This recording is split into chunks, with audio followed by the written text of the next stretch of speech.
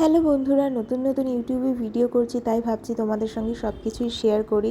হয়তো এই একমাত্র ইউটিউবের মধ্যে দিয়ে বা কোনো সোশ্যাল মিডিয়ার মধ্যে দিয়ে হয়তো আমি বেঁচে থাকতে পারবো বা ভালো থাকতে পারবো। কারণ তোমাদেরকে প্রথম ভিডিওতেই বলেছি আমি লাস্ট কয়েক মাস ধরে খুবই ডিপ্রেশনের মধ্যে আছি, এবং সেটা এমন একটা সিচুয়েশনে পৌঁছে গেছে যে আমার মাঝে মাঝে মনে হতো যে আমি আর বাঁচবো না, মরে যাব।